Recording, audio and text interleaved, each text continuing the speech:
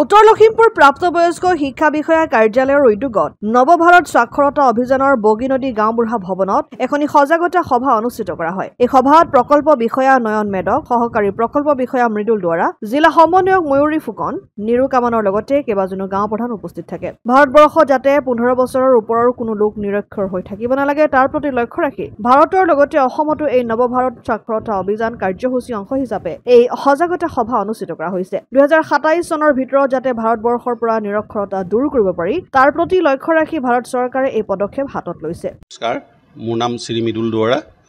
মই district adult এডুকেশ্যনৰ সহকাৰী প্ৰকল্প বিষয়া।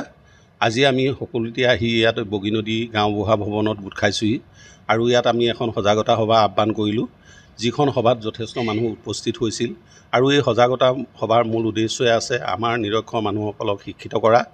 আমাৰ ভাৰত চৰকাৰে এটা আঁচনি লৈছে যে 15 বছৰৰ পৰা 60 বছৰৰ ভিতৰত যিসকল নিৰক্ষৰ মানুহ আছে সেইসকল মানুহ সকলো পুৰুষ মহিলাকে শিক্ষিত কৰি তোলাই আমাৰ মূল উদ্দেশ্য। আৰু সেই উদ্দেশ্য আগত ৰাখি আমি লখিমপুৰ ডিষ্ট্ৰিক্টত আমি গোটেই লখিমপুৰ যিমানটো পঞ্চায়ত আছে সকলো পঞ্চায়ততে আমি এই সজাগতামূলক সভা আহ্বান কৰিছোঁ।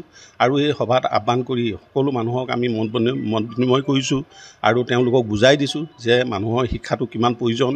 সেই শিক্ষা নহ'লে আজি যে অথল, আজি ভৱিষ্যত কিমান আগবাঢ়ি গৈছে, বিজ্ঞান কিমান আগবাঢ়ি গৈছে, কিন্তু অসমত বহুতো নিৰক্ষৰ মানুহ আছে। সেই নিৰক্ষৰ মানুহসকলক শিক্ষিত কৰাই আমাৰ মূল উদ্দেশ্য।